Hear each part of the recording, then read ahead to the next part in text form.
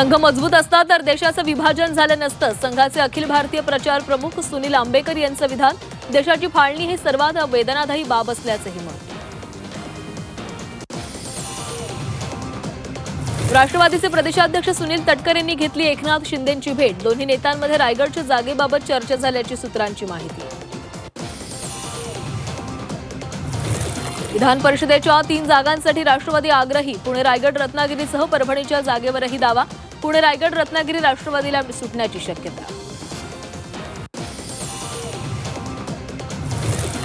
महायुतीमध्ये विधान परिषदेचा 14 जागांचा तिढा सुटला. पुणे रायगड संभाजीनगरचा पेच कायम. भाजपच्या वाट्याला 10 जागा.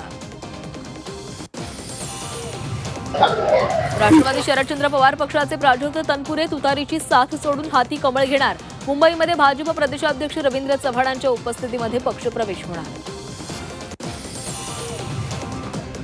विधान परिषदेसाठी महाविकास आघाडीचं जागा वाटप ठरलं. काँग्रेस 8, शिवसेना उद्धव बाळासाहेब ठाकरे पक्ष 6 तर शरद पवारांची राष्ट्रवादी 3 जागांवर लढणार. मुंबईमध्ये झालेल्या बैठकीमध्ये समन्वयाने निर्णय.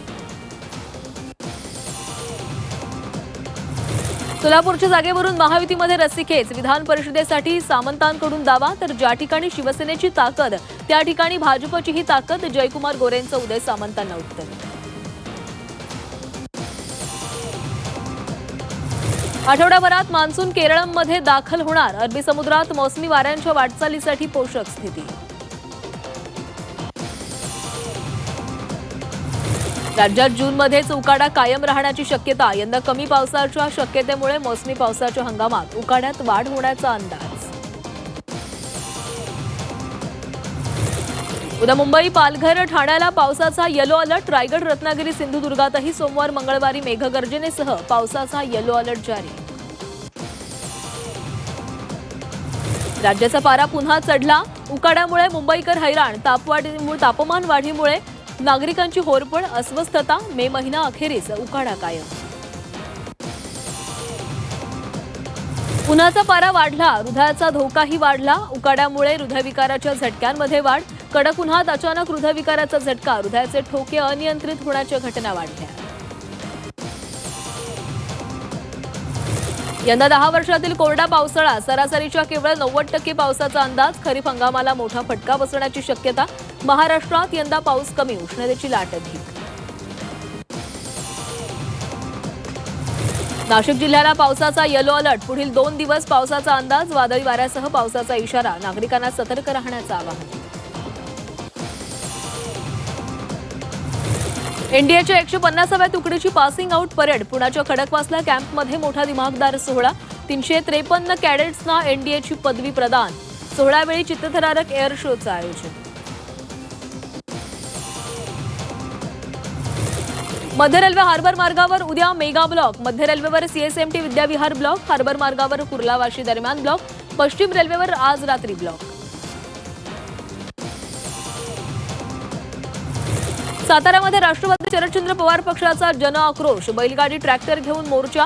इंधन दरवाढी विरोधामध्ये राष्ट्रवादी शरदचंद्र पवार पक्ष आक्रमक. शशिकांत शिंदेंच्या नेतृत्वामध्ये मोर्चा. अमरावतीमध्ये 13 वर्षीय मुलीवर लैंगिक अत्याचार. काकाकडूनच अल्पवयीन पुतणीवर अत्याचार. नराधम काका विरोधात पोलिसांमध्ये गुन्हा दाखल.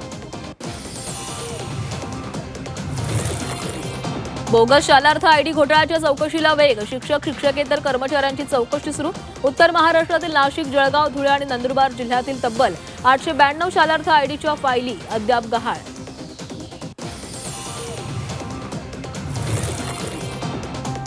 पुण्यात विषारी दारूनं घेतला 18 जणांचा बळी. 5 जण अत्यवस्थ. आरोपींनी गावठी दारूमध्ये घातक मिथेनॉल मिसळल्याचं उघड. तर पोलीस आयुक्तांकडून हडपसर पोलीस स्टेशनच्या 3 अधिकाऱ्यांवर निलंबनाची कारवाई.